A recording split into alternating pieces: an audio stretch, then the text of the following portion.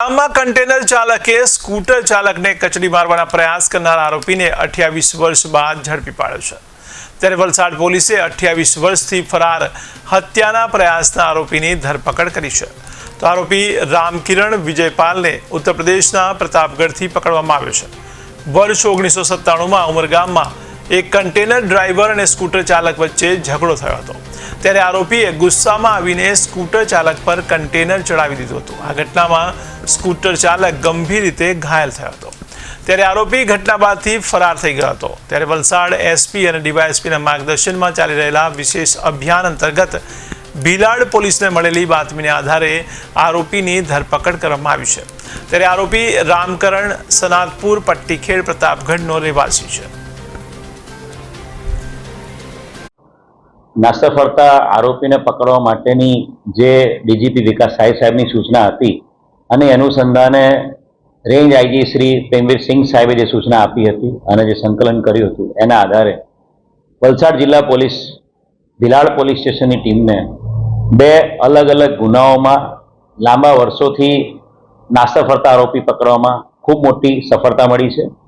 પહેલો જે ગુનો છે ઉમરગામ પોલીસ સ્ટેશનનો 1997નો ગુનો છે, જેની અંદર એક સ્કૂટર પર જતા વ્યક્તિ એની જોડે ઓવરટેક બાબતે એક ટેન્કરના ડ્રાઈવરનું નામ રામકરણ પાલ છે, એ ડ્રાઈવરની બોલાચાલી થઈ હતી અને ડ્રાઈવરે સ્કૂટર વાળાને મારી નાખવાના ઈરાદે એની ઉપર આખું ટેન્કર ચડાવી દીધું હતું, જેમાં એને બંને પગમાં અને હાથમાં ગંભીર ઈજાઓ થઈ હતી।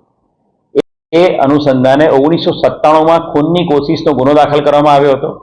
આ જે આરોપી છે રામકરણ પાલ, એ છેલ્લા 28 વર્ષથી નાસ્તો ફરતો હતો।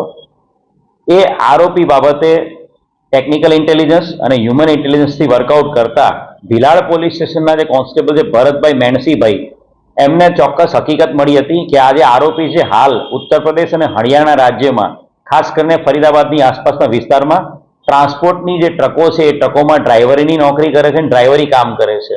જે તે સમયે જ્યારે આ ખૂનની કોશિશ દાખલ થઈ ત્યારે પણ ડ્રાઈવરની નોકરી કરતો હતો। એટલે એ આધારે ટેકનિકલ ઇન્ટેલિજન્સ અને હ્યુમન ઇન્ટેલિજન્સ એકઠું કરી ભીલાડ પોલીસ સ્ટેશનની ટીમ ઉત્તર પ્રદેશ રવાના થઈ હતી અને છેલ્લા 10 દિવસથી અલગ અલગ વિસ્તારમાં ખાનગી વેશ ધારણ કરી આ જે ટ્રાન્સપોર્ટમાં જે ડ્રાઈવર છે એ ફરીદાબાદ તરફ આવી રહ્યો છે એની ચોક્કસ હકીકત મેળવી આરોપી રામકરણ વિજય પાલને પકડી પાડવામાં ભીલાડ પોલીસ સ્ટેશનની ટીમને ખૂબ મોટી સફળતા મળી છે। 28 વર્ષથી અટેમ્પ્ટ ટુ મર્ડર ખૂનની કોશિશના ગુનામાં નાસ્તો ફરતો આરોપી મેળવીને જે ઈજાગ્રસ્ત વ્યક્તિ છે જે તે સમયે એને ન્યાય અપાવવામાં સફળતા વલસાડ જિલ્લા પોલીસને મળી છે।